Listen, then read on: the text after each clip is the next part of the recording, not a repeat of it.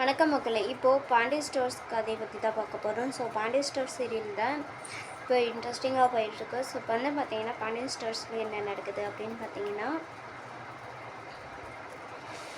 வீணா ஆஃபீஸில் சரவணுக்கு பொண்ணு பார்க்கலான்ற விஷயத்த கூட வேலை செய்கிறவங்க பொண்ணு பார்க்கலான்னு சொல்லிட்டு முடிவு பண்ணிட்டா. ஸோ அந்த விஷயத்த வீட்டில் சொல்லலான்னு சொல்லிட்டு வீட்டுக்கு வரும்போது வந்து பார்த்தீங்கன்னா, அரசியும் முன்னாடி வரா. ஸோ அரசியும் மீனாவும் ஒன்றா போகிறாங்க. அப்போது வந்து பார்த்திங்கன்னா என்ன 2 பேரும் ஒன்றா வரீங்கன்னு கோமதி கேட்குறா. 2 பேரும் வழியில் பார்த்துக்கிட்டோம், அதனால் 2 பேரும் ஒன்றா வரங்க அப்படின்னு சொல்கிறா.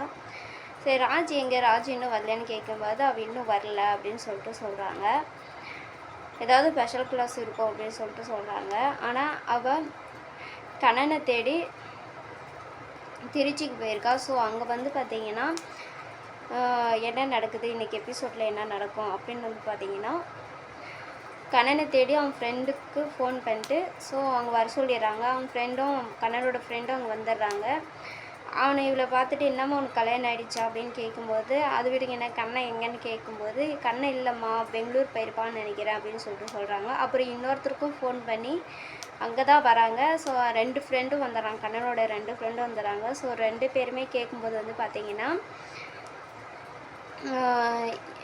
என்னம்மா ஆச்சு, கண்ணன் எதுக்காம தர்ற, யாரும்மா தாலி கட்டுதுன்னு கேட்கும்போது, கண்ணன் என்னை ஏமாற்றிட்டானா, அவனை நம்பி என் வீட்டில் இருக்கிறவங்கள கூட யோசிக்காமல் கல்யாணத்துலேருந்து அவனை நம்பி ஓடி வந்தேன். ஆனால் அவன் என் நகையும் பணத்தையும் எடுத்துகிட்டு என்னை நொட் ரோட்டில் தள்ளி விட்டுட்டு அவன் எங்கேயோ ஓடிட்டான். இப்போ பாவம் கதிர், அவன் தான் இப்போ மாட்டின்னு முடிக்கிறான், அவன் தான் நகையும் பணத்தையும் எடுத்தான்னு சொல்லிட்டு எங்கள் அண்ணன் ரொம்ப அடிச்சிட்டாங்க.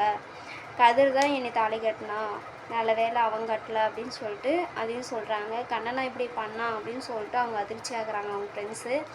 தெரியலம்மா, அவன் இப்போ மும்பை போயிருந்தாலும் போயிருப்பான், நான் எப்படியாவது விசாரித்து உங்களுக்கு சொல்கிறேம்மா அப்படின்னு சொல்லிட்டு அவங்க 2 பேரும் சொல்லிடுறாங்க. ஸோ அவங்க